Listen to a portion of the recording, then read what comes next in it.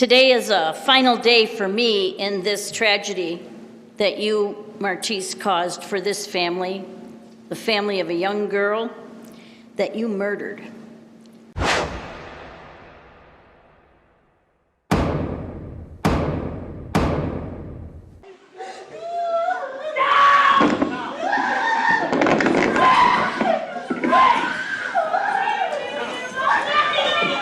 A courtroom may become quite dramatic when a sentence is given, but the response in this instance, where 19-year-old Shondell Jackson was sentenced, is wild.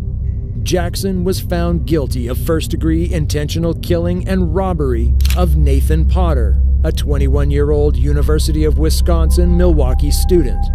Jackson and 20-year-old Derek Thomas tried to rob Potter as he walked home to his apartment and fatally shot him.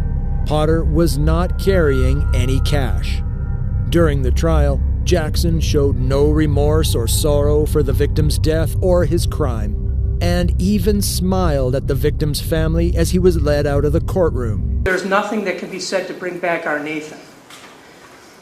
But your sentence can ensure that Shondell does not have the opportunity as a free man to inflict pain like this again.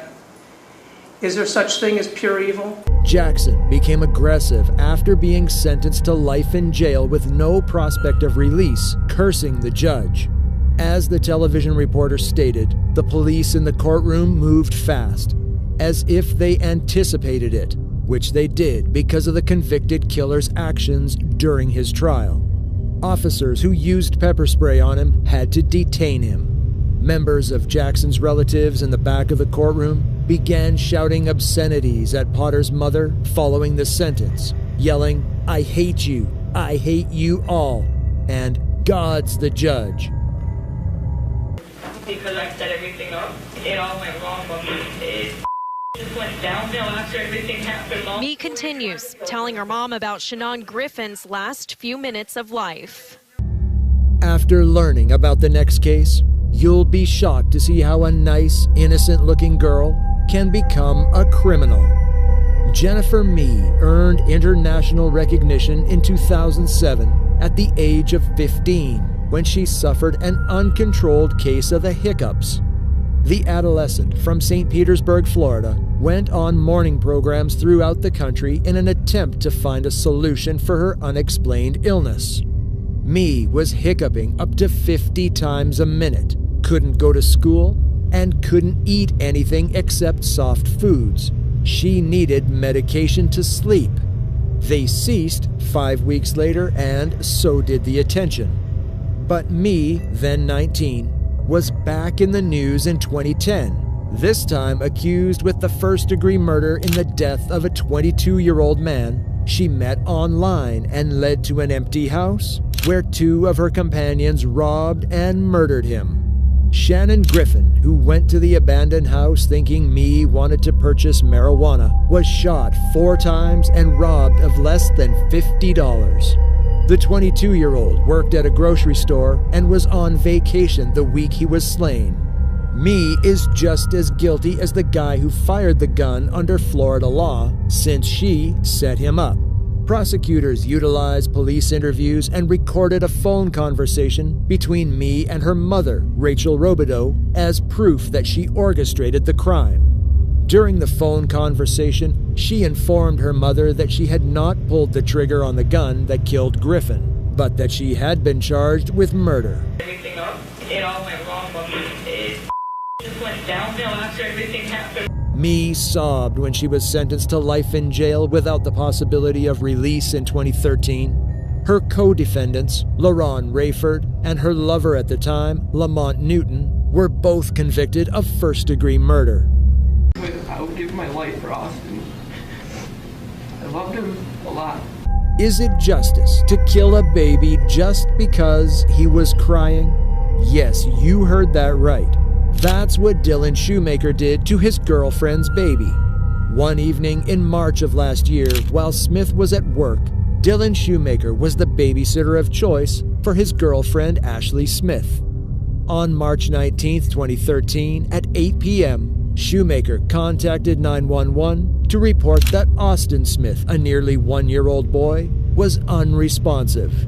It only took Springfield, New York officers a few seconds of examination to see that something was wrong with Shoemaker's allegations. Deputies responding to the scene in Erie County, according to Sheriff Tim Howard, quickly noted significant bruises all over Austin's body, particularly around his face. The mother's 16-year-old boyfriend repeatedly struck the child about the face, and the cause of death was determined to be blunt force trauma to the head, Sheriff Howard stated. Shoemaker, who testified in his own defense during his trial, said he became irritated with the boy before slapping, spanking, and slamming him on the floor, and striking him many times in the skull through a pillow. According to prosecutors, the boy died as a consequence of his injuries. Shoemaker was charged with and tried for second-degree murder. As far as he was concerned, this was not an issue. Murdering a 1-year-old is trivial in court when you're white like the judge and can put on a sorrowful expression at will. And I got a quote from the court reporter. "I am a 16-year-old blonde. Probably all I have to do is cry in front of the jury and they're going to feel sorry for me." End quote. Shoemaker, as expected, put on a sorry expression and sobbed throughout the sentencing hearing. It didn't work out too well. Dylan Shoemaker was sentenced to life in prison by Justice Bowler for his role in the killing of Austin Smith. Today is a final day for me in this tragedy that you, Martise, caused for this family, the family of a young girl that you murdered. Next, we will talk about Martise Fuller. The teenager was sentenced to life in prison without the chance of release for shooting and murdering his ex-girlfriend and attempting to kill her mother in their Kenosha home in May 2019. On Friday, May 19th, Martise Fuller was sentenced by Kenosha County Judge Mary Kay Wagner. You are a very dangerous and a damaged human being. Judge Wagner told the defendant sharply Friday afternoon. In March, a jury convicted Fuller guilty of shooting and murdering Kaylee Juga, 15, and injuring her mother, Stephanie Juga. For Juga's murder, Wagner sentenced Fuller to life in prison without the possibility of supervised release. The sentences for attempted murder and burglary are to be served simultaneously subsequent to the life term. Prosecutors said Fuller blamed his expulsion from school and banishment from the football team on Kaylee and her mother. They said Fuller, who was 15 at the time, arranged to get a pistol and ammo from a buddy and had a relative dispose of a gun that resembled the one used in the killing. On the afternoon of May 19, 2019, the mother and daughter were upstairs in their home shortly after returning home from school. Fuller crept in via the open garage door as the family was prepared to go camping. Prosecutors cited Fuller's intimate knowledge of the house, Kaylee's daily itinerary, and the fact that he had cased the house before the shooting. Kaylee died at the scene after being shot 5 times. Stephanie Juga recognized Fuller as the individual she encountered on the second floor of her house and was subsequently shot while attempting to flee. Kaylee was subsequently discovered lifeless on her bedroom floor by Juga. She was always by my side, and she was my biggest cheerleader. Now I'm lost. I just feel so lost without her. Stephanie Juga said through tears Friday afternoon. Prosecutors sought the highest punishment in the case, which stemmed from marital abuse, and said that Fuller had accepted no responsibility for what amounted to a murder plan to seize power. During the trial, prosecutors' witnesses painted Fuller as obsessed with Juga, causing her harm in school and harassing her at work and at home, even days before the shooting. Juga home, Your Honor, is a tomb. Their home is a graveyard of memories. Kenosha County District Attorney Michael Gravely said, "He's one of those rare individuals who is willing to kill in order to maintain control," Gravely said. "There is no regret in this situation, Judge. It's mind-boggling that there is no regret in this situation."